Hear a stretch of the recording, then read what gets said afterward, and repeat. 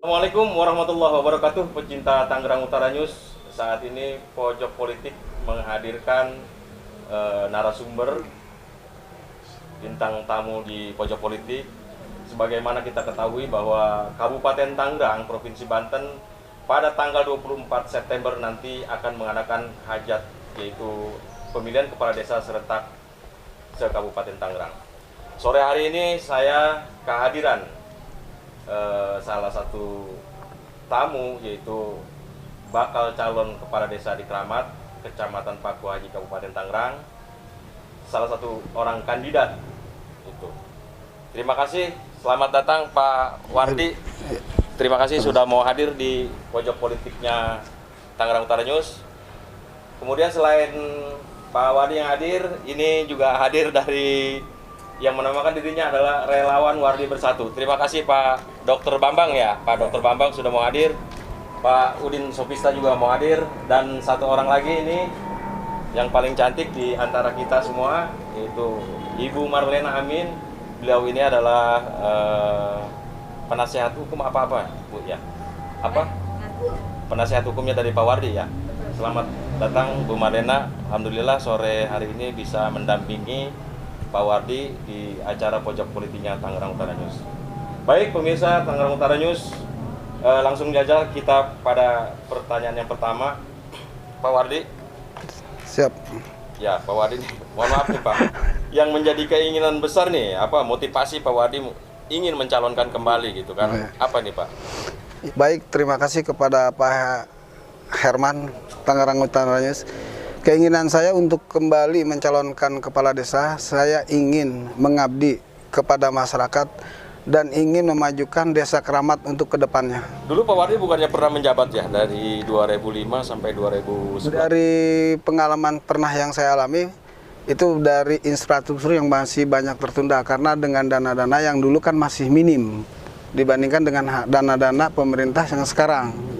Karena waktu dulu itu kan belum dianggarkan sebesar yang saat ini ya, kepala desa yang saat ini. Dari internal Pak Wardi, dulu kan ada yang membantu, selain kepala desa ini kan ada pembantu, ada staf, ada RW, ya perangkat desa. Menurut penilaian Bapak gimana yang kinerja orang-orang Bapak terdahulu? Alhamdulillah semua sudah bekerja dengan maksimal dan bekerja sangat baik untuk membantu masyarakat, kesejahteraan masyarakat. Ya sampai saat sekarang, dan saya pun ingin mencalonkan kembali dan saya ingin mengabdi kepada masyarakat. Kesiapan Pak Wardi nih sebagai calon yang akan datang nih, secara administrasi gimana Pak kesiapannya Pak? Secara administrasi kesiapan saya semua udah sesuai dengan peraturan dari panitia. Persyaratan semua udah terpenuhi dan alhamdulillah sudah selesai. Sudah selesai semuanya? Sudah selesai semuanya. Udah. Baik. Kalau begitu tinggal menunggu saja ya pengumuman dari panitia pada tahapan berikutnya. Tahapan berikutnya, benar. Nah, Bu Marlena nih, saya pengen tanya ke Bu Marlena selaku pendamping ya, penasihat hukumnya Pak Wardi. Tadi kan Pak Wardi sudah mengatakan ke kita bahwa secara administrasi ini sudah lengkap semua. Bagaimana menurut Ibu yang mendampingi Pak Wardi selama ini, dan advokasinya seperti apa? Oke, baik, terima kasih. Saya Bu Marlena, PH dari Bapak Wardi. Baik, dalam hal ini saya selaku PH beliau sifatnya mengawal ya dalam Pilkades, agar dalam pemilihan Kades nanti tentunya berjalan dengan lancar dan sportif. Adapun pemberkasan yang diminta oleh panitia, sepengetahuan saya sudah terpenuhi semua. Cukup sekian, terima kasih.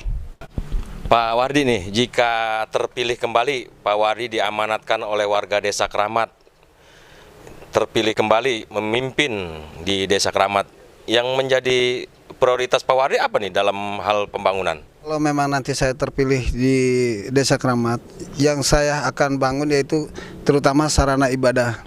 Bagi surat-surat tanah yang buat tanah wakaf yang belum memiliki, itu akan saya perbaiki.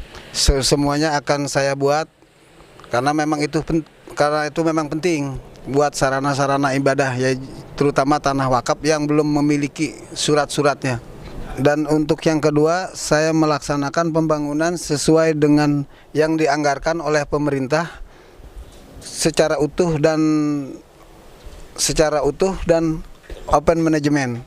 Kemudian nih, saya sapa dulu nih RWB Relawan Wardi Bersatu nih. Beliau seorang dokter, tapi dia mau berkecimpung juga nih menjadi relawan di Pak Wardi. Mungkin beliau punya motivasi tersendiri yang tersembunyi di dalam hatinya, kita belum tahu. Pak Dokter Bambang, saya tanya Pak Dokter Bambang, ini pembangunan secara mentalnya gimana nih nanti untuk kedepannya bila Pak Wardi terpilih itu menjadi kepala desa? Ya, terima kasih kesempatan yang telah diberikan kepada saya. Terkait kami relawan Lurah Wardi Bersatu berharap apabila andai kata harus ya Pak Lurah, kita memenangkan Pilkades ini, mudah-mudahan kami akan membentuk suatu pemerintahan yang lebih arif, yang lebih baik dari yang sebelum-sebelumnya. Karena kenapa kami membentuk relawan tersebut? Karena relawan Lurah Wardi Bersatu ini adalah putra daerah Kramat, ya.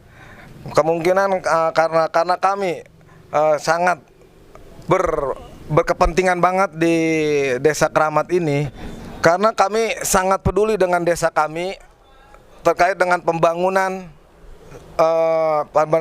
secara mental ataupun secara fisik.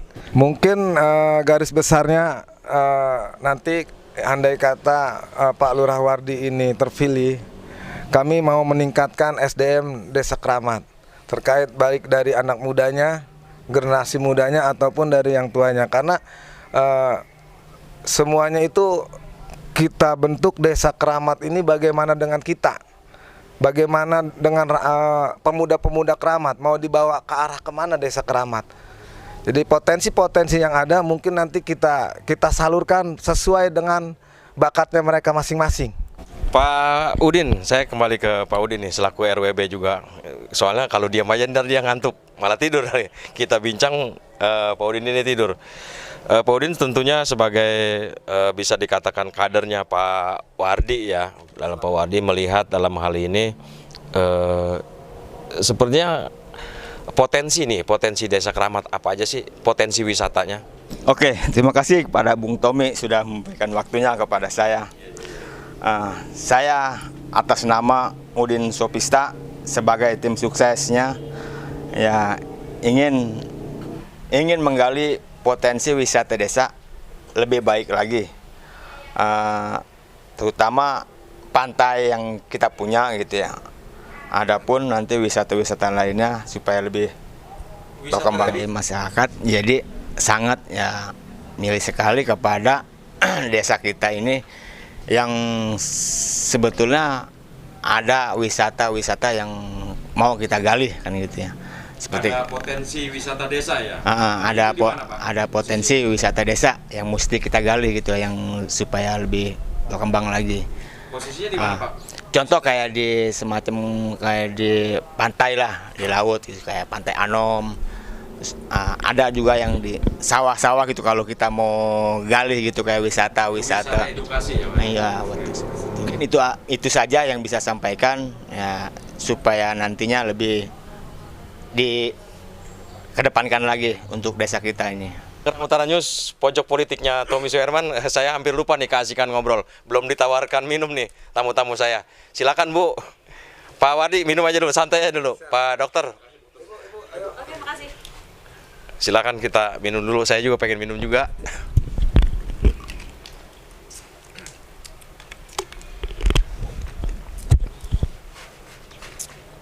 Rena Amin selaku penasihat hukumnya nih, pendamping penasihat hukum Pak Wardi.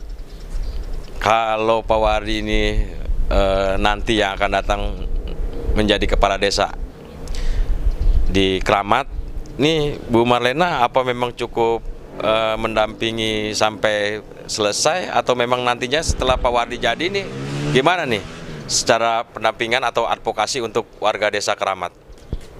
Oke, terima kasih Pak Tommy atas pertanyaannya. Saya pribadi berharap menjadi PH dari Pak Lurah Wardi bukan hanya ketika akan Pilkades saja ya di bulan September.